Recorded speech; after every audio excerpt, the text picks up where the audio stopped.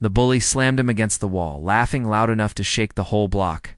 "Welcome to my prison, rookie," he sneered. Everyone watched, waiting for the new guy to beg, but he didn't.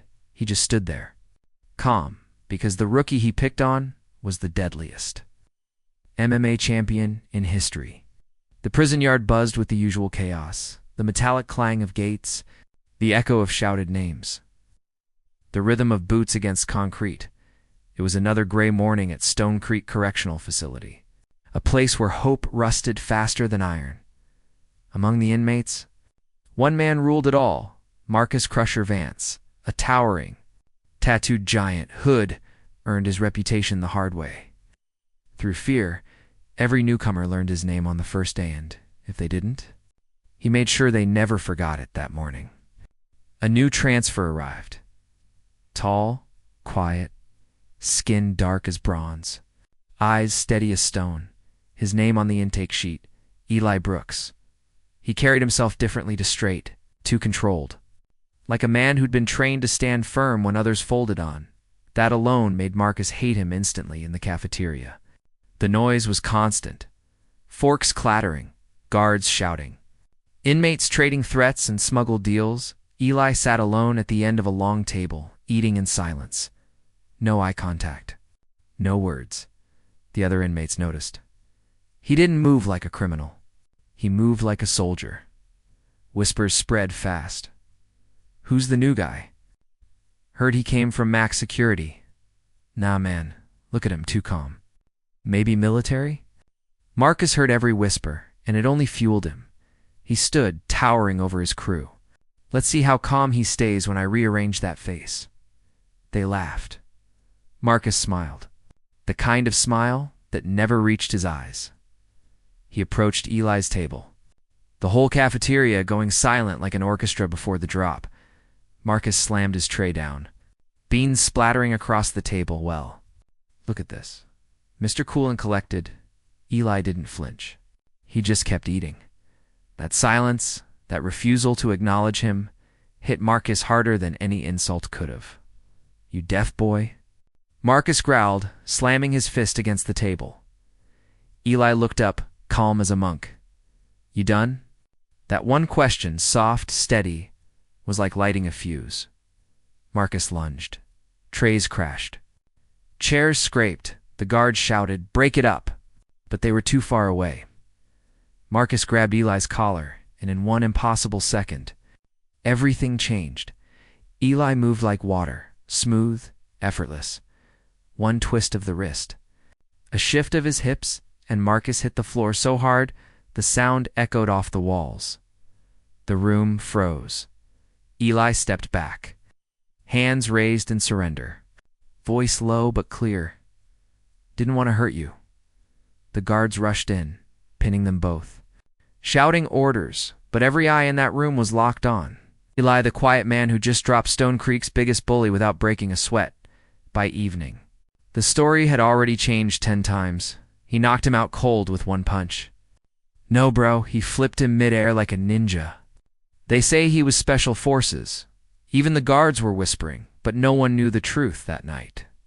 As Eli sat in his cell reading an old, battered Bible, his cellmate couldn't hold it in any longer.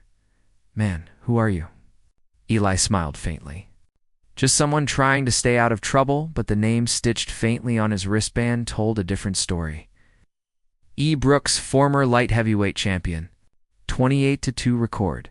Before the prison walls, before the chains and numbers.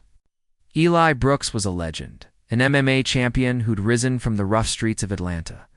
Known for his calm, surgical precision inside the cage, commentators used to say, "He fights like he's meditating," but behind the fame was pain. He grew up in poverty, his mother cleaning offices at night. His father gone before he learned to shave. Fighting was his way out tanned for years. It worked, until one night, outside a charity event, a man attacked his wife. Eli stepped in one punch. One fatal mistake. The man died instantly, and though it was ruled self-defense, the man's family had influence. Eli got 10 years. He never fought again, not in the cage. At least, the bully's revenge. Marcus woke up sore and furious. The embarrassment burned hotter than the pain. He swore revenge. Over the next week, he planned it.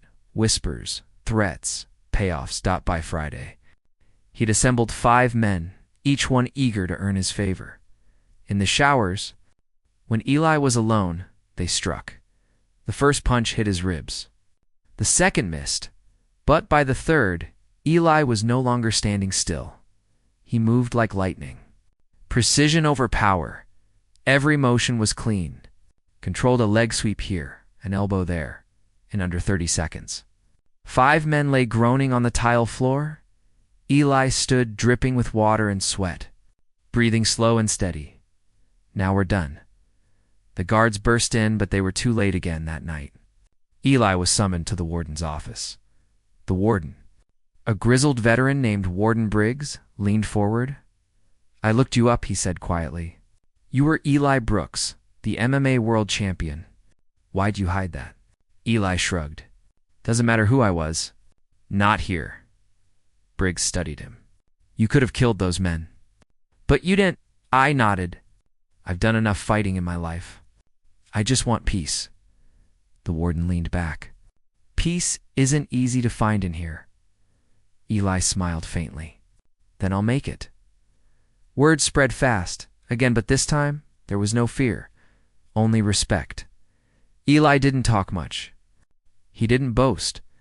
He spent his days reading, teaching younger inmates to train in the yard, showing them discipline over rage. Within months, the violence dropped by half. The guards noticed. So did the warden. Even Marcus, the once terrifying bully, began to change. One afternoon, he approached Eli in the yard, this time with no sneer. "I need to talk," he muttered. Eli looked up from his book. "Go ahead," Marcus's voice cracked. "You didn't have to spare me that day." "Why did you?" Eli's gaze softened. "Because someone once spared me, and I didn't appreciate it until it was too late." Marcus swallowed hard. "Man, I ain't proud of what I did." Eli nodded.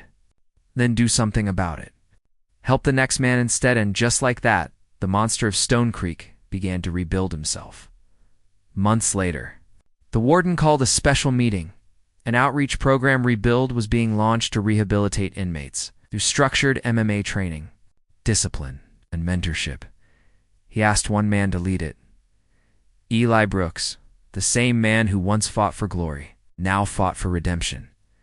Under his guidance, men who'd once lived by violence learned to live with purpose. Marcus became his assistant trainer, teaching the basics to new arrivals. The yard that once echoed with hate now echoed with focus. The sound of gloves hitting pads, of men finding peace through pain. 2 years later, an opportunity came. Early release for good conduct. When the warden broke the news, Eli simply said, "I don't need to leave early. I need to finish what I started." So he stayed. Not as a prisoner, but as a teacher. When journalists later asked Warden Briggs why violence had dropped 80%, he said simply, "Because one man taught them that real strength doesn't come from hurting others. It comes from mastering yourself." Years later, when Eli finally walked out of Stone Creek, the world had forgotten his name, but inside those walls, hundreds remembered him. Some called him Coach. Others called him Brother Eli and Marcus. He walked beside him that day, free at last, no longer the bully, but the man he was meant to be. As they reached the gates, Marcus looked at him and said quietly, "Never thought the deadliest man alive would be the one who saved me."